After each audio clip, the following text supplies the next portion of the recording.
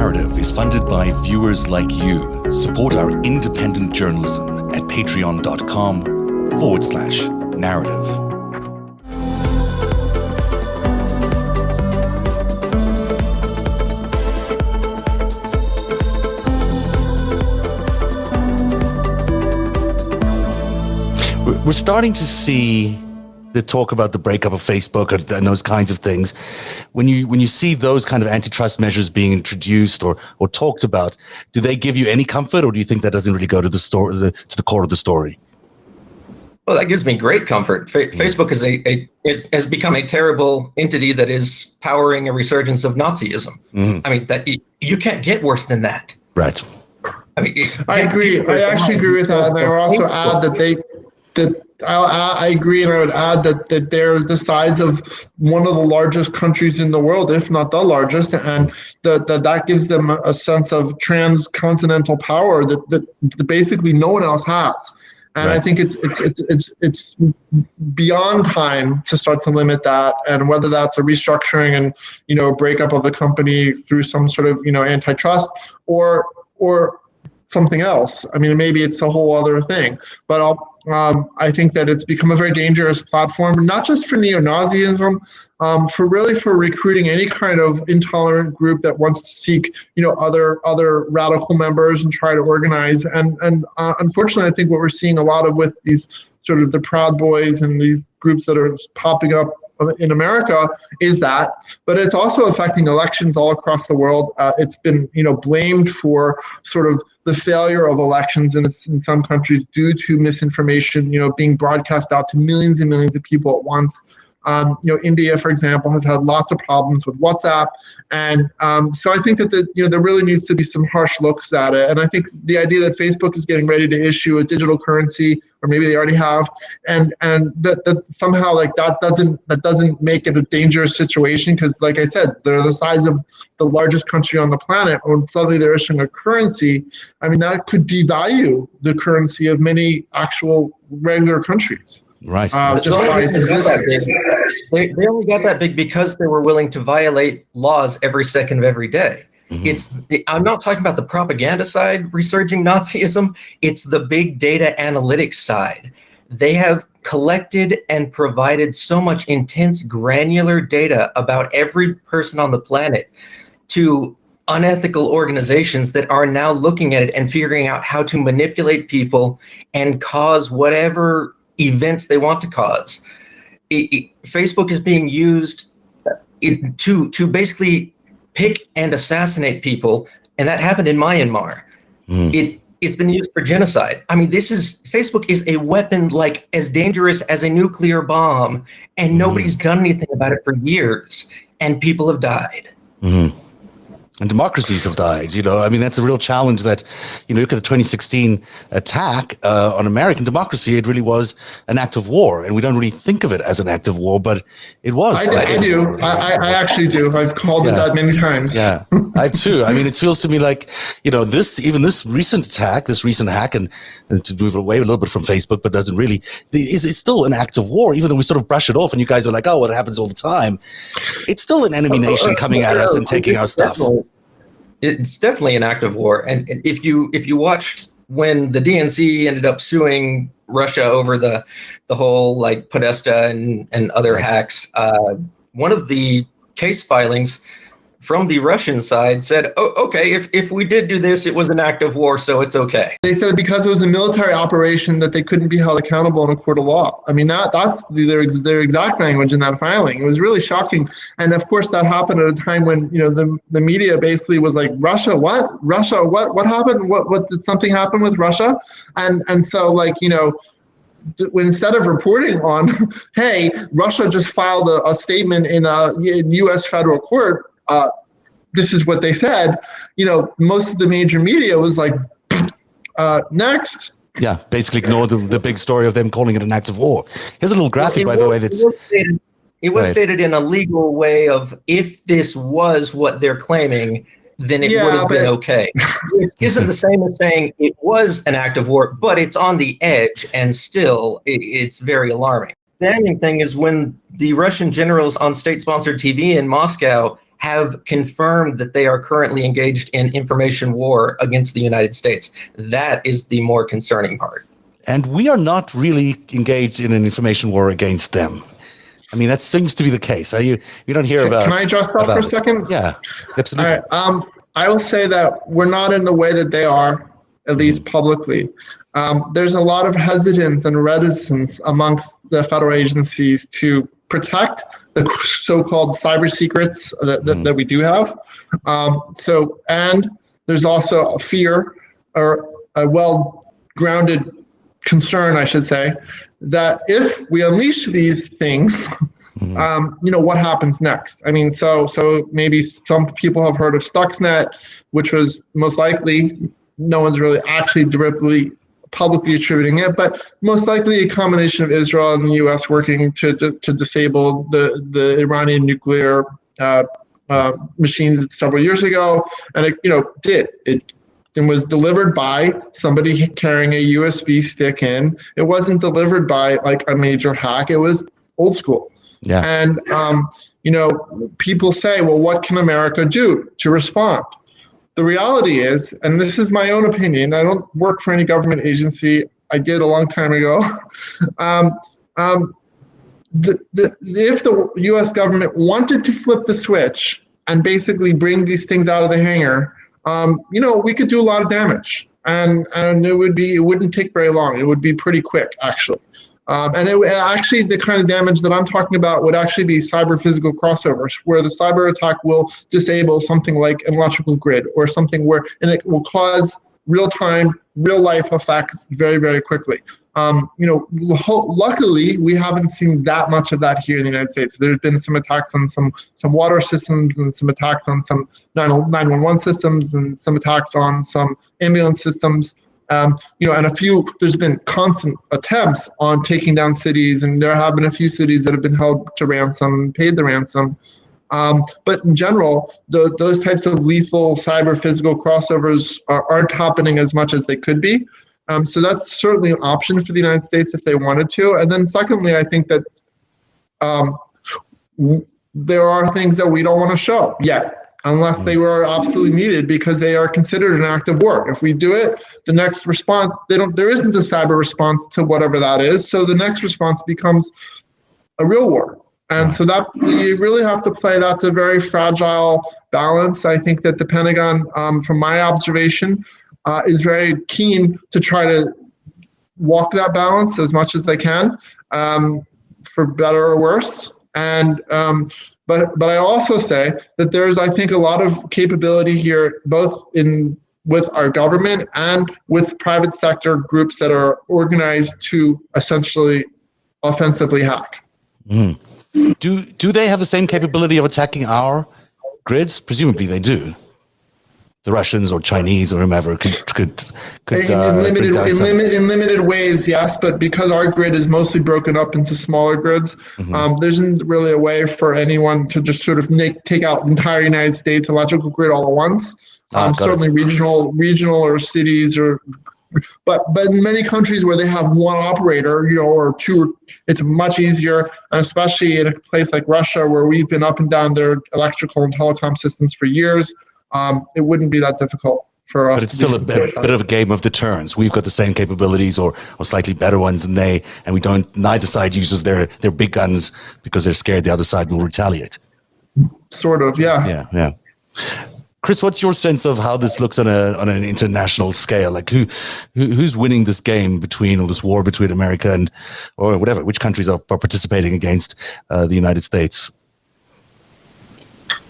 I believe that I believe I understand what is happening, as well as have a pretty good idea of what we should do that will work out as a counter to it.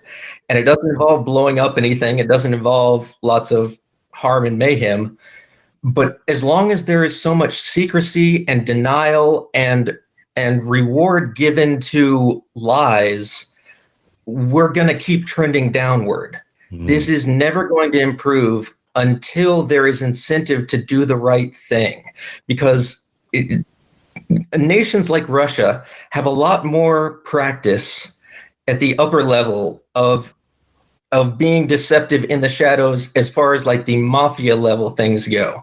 The US is not any sort of angel, but you're not going to win again if you're trying to wrestle an alligator in the swamp. You're not, as a human, you're not going to beat the alligator, okay? He's got the home team advantage. What we excel at is truth, free speech, trusting what is trustworthy, and recognizing that people are born equal. That is what our power is. And when the Russian people see that being expressed here at home, they are jealous of it. And we need to use that to flex our muscle, prove that we are worth coveting as a nation. That's a really good point. So, and well said. We, however, can't win that game either because, you know, at the end of the day, they'll still be hacking us and we'll still be, you know, still be victims of those hacks if we don't play dirty like they play.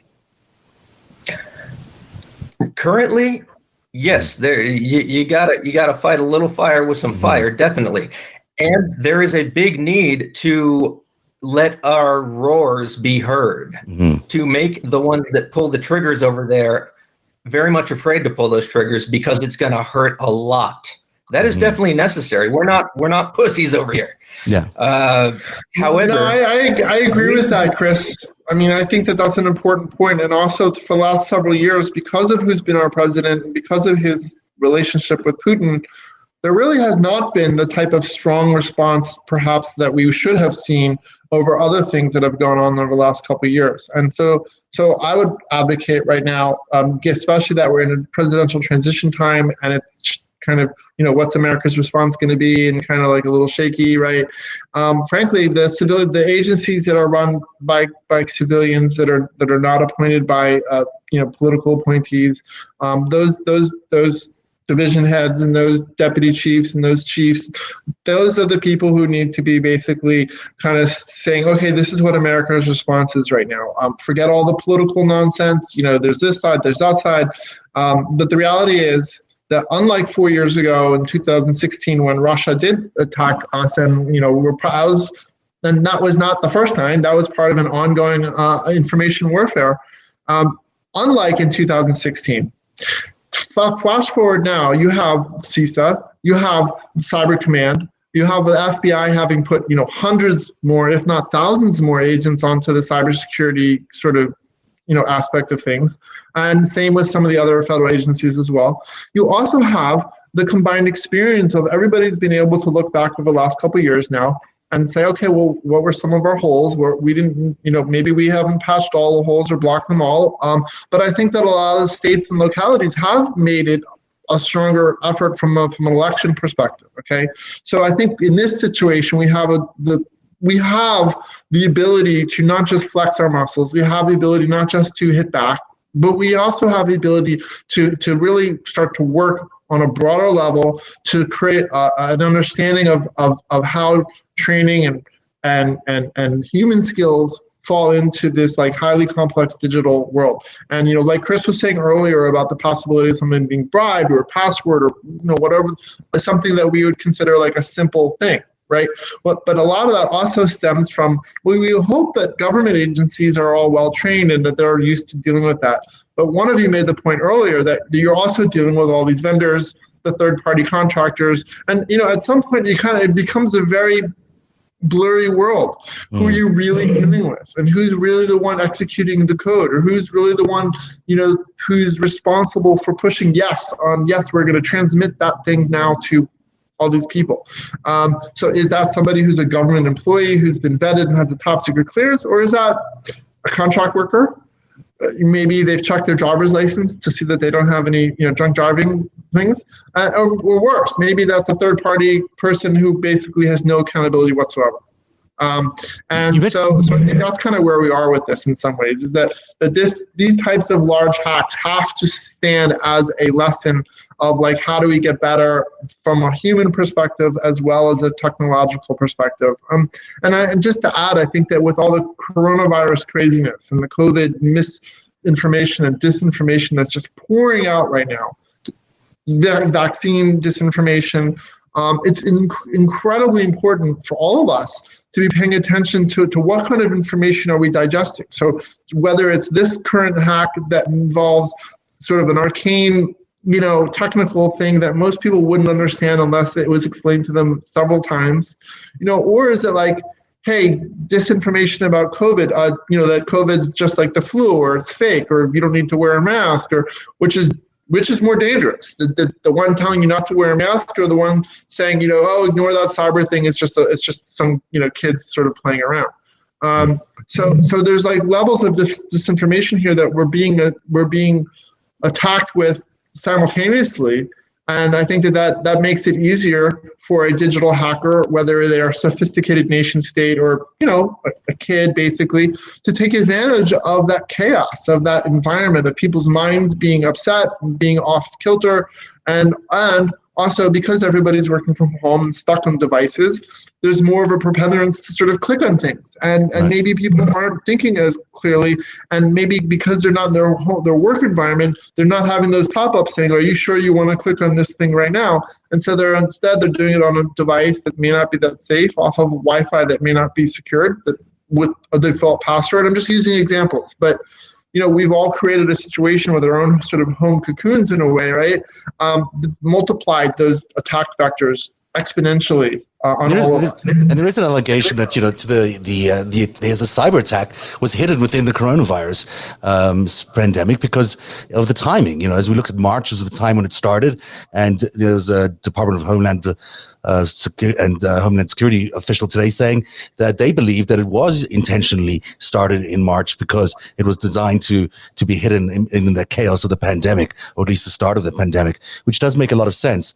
It also reminds me of this, back in the day when Trump and Putin basically discussed an impenetrable cybersecurity unit so that election hacking and many other negative things will be guarded. This is dead serious. Of course, the Russian media said it actually happened. The US media said it was shelved. I assume it was shelved, but it's kind of amazing to think that, three short years ago, we was discussing these things.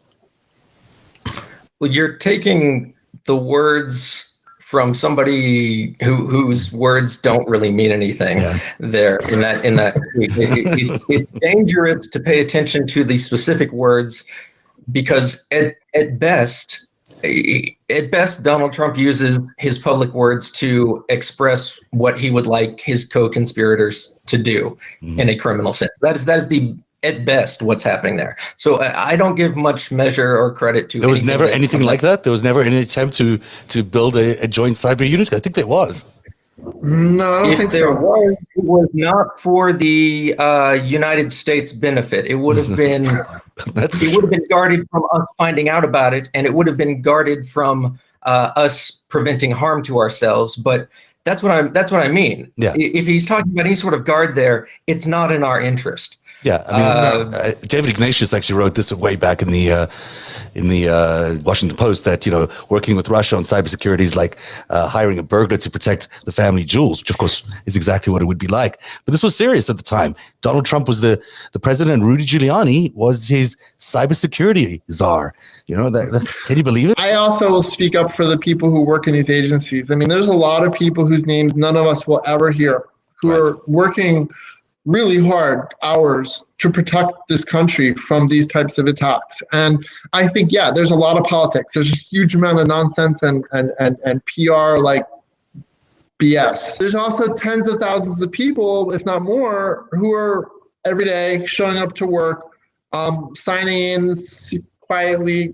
You don't know who they are, and they are doing the work. And so I want to distinguish, like, let's get away from sort of, there's a lot of talk about politics and Trump's a Russian asset and whatever. He may have sold off lots of secrets. He probably did it in some other way. I'm guessing it wasn't this way. And I think that his way would be a little bit more like, where's my cash? Show me the cash. So, but I think that his efforts to weaken CISA by firing people recently, and his efforts recently to dismantle some of the cybersecurity agencies within the White House or on the National Security Council, and also in parallel with the U.S. Senate's inability to to pass like a single piece of cybersecurity legislation at all, especially with around election security. But they've really been reluctant. The Republican GOP-led Senate has been, I think, defunct, devoid of any responsibility here, and has really harmed America in the long run over several years, simply by not waking up to some common sense. We are all being attacked 24 hours a day on all these different levels. And if we're not going to put the money and time and people into this, then we're just going to become like the PlayStations of other countries and of the hacking groups and hacking cartels and whatever. So we don't need the money and the laws, though. The thing about logic and truth and reason is that it exists already. People just need to be brave enough to speak the truth. Mm-hmm. I recognize there are thousands and thousands of very good-hearted people trying to do their best to protect us every day. They need support, too. We have to be the manufacturers of the tools that they use and give them the armored plating they need to withstand the bullets that are shot at them in a cyber sense as well as a real sense. So it is a disservice for people to not realize that there are contractors with too much access to Amazon's cloud centers, that they leave their own personal repositories open on GitHub that they mix with their work duties. This stuff is just not understood by the top level, and it's going to continue sabotaging the effort until people recognize it. It's really interesting. No, I think that's a very good point, and I'll actually add something to that as well, which is in the Amazon case specifically, they own such a huge part of the server market and cloud space. But one of the things that they don't really do without paying them is to from the get-go, here's how to make your configuration secure. What they do is they give you lots of documentation of how to set up a bucket or how to configure something, but there's almost nothing. There's little asterisks and little add-on sentences, but there's really nothing about here's how to make your bucket secure. Here's how to prevent sort of the 20 most common hacks from happening. And they need to, Microsoft needs to do that. You need to drop that word. The biggest problems are that people are misconfiguring things and Amazon's letting them do it. That's not a hack. That's just giving a chainsaw to a kindergarten. Right, I just said that. Exactly.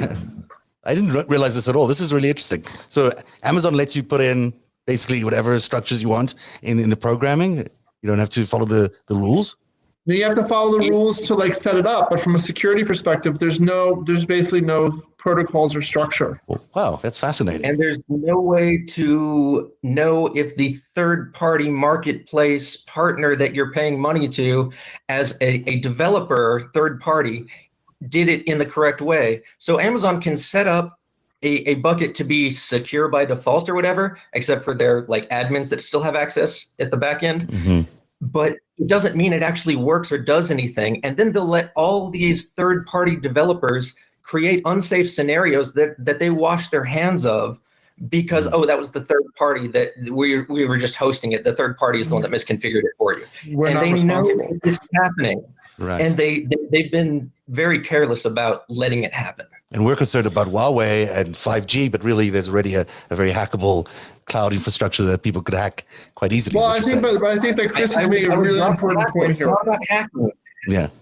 Chris has made an important point here, and I think it's one that gets lost just constantly. Okay, we have to differentiate between an actual hack. Mm-hmm. Someone develops some code to literally break into something. Mm-hmm. And then a human error or a human being bribed or a human doing something stupid or whatever, getting drunk.